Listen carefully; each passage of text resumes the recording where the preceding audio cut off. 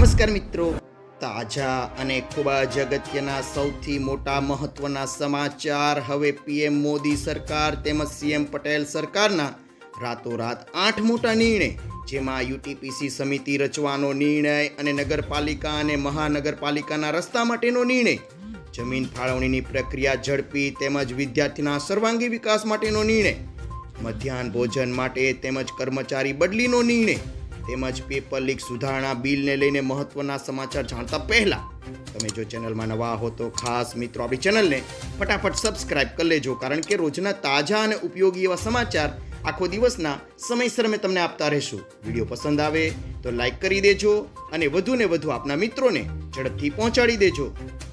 સર્વપ્રથમ ગુજરાતીઓ જાણી લો સીએમ પટેલ સરકારનો મોટો નિર્ણય. સીએમ ભૂપેન્દ્ર પટેલના નેતૃત્વમાં ગુજરાત સરકારે વહીવટી સુધારણા અંતર્ગત તાલુકા કક્ષાએ 18 સભ્યોની બનેલી યુટીપીસી સમિતિ રચવાનો નિર્ણય કર્યો છે. આ નવી વ્યવસ્થા તાલુકા આયોજન સમિતિ અને એટીવીટી સમિતિનું સ્થાન લેશે. યુટીપીસીથી વિવિધ વિભાગો વચ્ચે સંકલન વધશે અને વિકાસ કાર્યોનું આયોજન તથા સમીક્ષા વધુ અસરકારક બનશે. ગ્રામ વિકાસ સહિતની યોજનાઓનો લાભ સ્થાનિક જરૂરિયાતો મુજબ નાગરિકો સુધી ઝડપથી પહોંચાડવામાં મદદ પણ કરશે. ત્યારબાદ ગુજરાત સરકારનો બીજો મહત્વનો નિર્ણય. સીએમ ભૂપેન્દ્ર પટેલની અધ્યક્ષતામાં મળેલી કેબિનેટ બેઠકમાં રાજ્યના રસ્તાઓને લઈને મહત્વનો નિર્ણય લેવાયો છે. પ્રવક્તા મંત્રીએ જણાવ્યું છે કે તમામ મહાનગરપાલિકાઓ અને નગરપાલિકાના આંતરિક ડામર રસ્તાઓને બદલે તબક્કાવાર સિમેન્ટ કોન્ક્રીટ એટલે કે સીસી રોડ ફેરવવામાં આવશે. વધુ વરસાદ અને પાણી ભરાવાથી ડામર રસ્તાઓને થતા નુકસાનને ધ્યાનમાં રાખીને આ મહત્વનો નિર્ણય લેવાયો છે. ઔદ્યોગિક વસાહતોમાં પણ જરૂરિયાત મુજબ સિમેન્ટ કોન્ક્રીટ એટલે કે સીસી રોડ બનાવવામાં આવશે. એટલું જ નહીં મિત્રો, સરકારે લીધા રાતોરાત મહત્વના નિર્ણયો પૈકી ત્રીજો મોટો નિર્ણય. મુખ્યમંત્રી ભૂપેન્દ્ર પટેલે એક મહત્વપૂર્ણ નિર્ણય લીધો છે. હવે સરકારી જમીન ફાળવણીની પ્રક્રિયા ઝડપી બનાવવા માટે જિલ્લા કલેક્ટર અને ડીડીઓની નાણાકીય સત્તા મર્યાદામાં નોંધપાત્ર વધારો કરાયો છે. આ નિર્ણયથી અરજદારોને હવે ગાંધીનગર સુધીના વારંવાર ધક્કામાંથી મોટી રાહત મળશે. પરિણામે સ્થાનિક કક્ષાએ ઝડપી નિર્ણય લેવાતા ઔદ્યોગિક, ઇન્ફ્રાસ્ટ્રક્ચર અને ગ્રામીણ વિકાસને ખૂબ જ ઝડપથી વેગ મળશે. હવે વિદ્યાર્થીના હિતમાં ગુજરાત સરકારે લીધો ચોથો મહત્વનો નિર્ણય.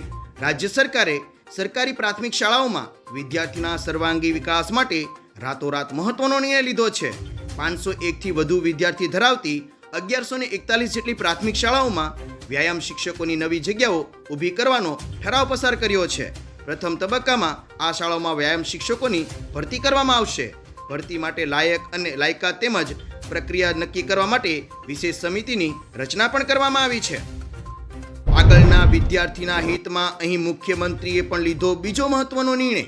તમિલનાડુના મુખ્યમંત્રી વિજય થલાપતિની સરકાર રાજ્યની મધ્યાહન ભોજન યોજનામાં અઠવાડિયામાં એક વખત વિદ્યાર્થીઓને ચિકન બિરયાની પીરસવાની દરખાસ્ત વિચારી રહી છે. આ પહેલનો મુખ્ય હેતુ વિદ્યાર્થીઓને વધુ પૌષ્ટિક અને આકર્ષક ભોજન પૂરું પાડવા માટેનો છે. દરખાસ્ત હાલમાં વિચારણા હેઠળ છે.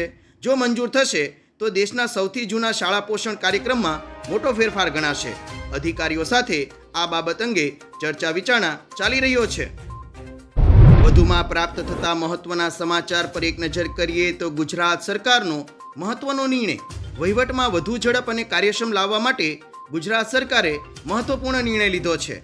રાજ્ય સરકારે જિલ્લા કલેક્ટરને જિલ્લા કક્ષાએ ફરજ બજાવતા વર્ગ 3ના મહેસૂલી કર્મચારીની આંતરિક બદલી કરવાની સત્તા સોંપી દીધી છે. આ નિર્ણયથી સ્થાનિક જરૂરિયાત અનુસાર માનવબળનું અસરકારક આયોજન શક્ય બનશે. સાથે જ વહીવટી કામગીરી વધુ ઝડપી બનશે અને નાગરિકોને મળતી સેવાઓની ગુણવત્તા તથા કાર્યક્ષમતામાં પણ નોંધપાત્ર સુધારો થવાની મોટી અપેક્ષા છે. ત્યારબાદ પીએમ મોદી સરકારનો મોટો નિર્ણય. કેન્દ્ર કેબિનેટે પેપર લીક અંગેના કાયદામાં સુધારો કરવાના બિલને હવે મંજૂરી આપી દીધી છે. નવા કાયદા હેઠળ પેપર લીકમાં સામેલ ગુનેગારને 10 વર્ષ સુધી જેલની સજા અને ₹10 કરોડ સુધીનો દંડ થઈ શકે છે. કેસોની સુનાવણી ફાસ્ટ ટ્રેક કોર્ટમાં થશે અને 3 મહિનામાં ચુકાદો આપવાની પણ જોગવાઈ કરવામાં આવી છે. આ સુધારાનો મુખ્ય હેતુ મિત્રો પરીક્ષા પ્રક્રિયાને વધુ સુરક્ષિત તેમજ પારદર્શક બનાવવા માટેનો છે. હવે સરકાર દ્વારા લેવાયો વધુ એક મોટો નિર્ણય. બસપા અધ્યક્ષ માયાવતીએ વિધાનસભાની ચૂંટણી પહેલા મોટો નિર્ણય લીધો છે. તેણે પૂર્વ રાજ્યસભાના સભ્ય અને પાર્ટીના પૂર્વ નેશનલ કોઓર્ડિનેટર એવા અશોક સિદ્ધાર્થને ફરી એકવાર પાર્ટીમાંથી હાંકી કાઢ્યા છે. અશોક સિદ્ધાર્થ એ આકાશ આનંદના સસરા છે. અગાઉ પણ શિસ્તભંગના આરોપસર તેને પક્ષમાંથી કાઢવામાં આવ્યા હતા, પરંતુ જાહેરમાં માફી માંગ્યા બાદ ફરીથી પાર્ટીમાં સામેલ કર્યા હતા.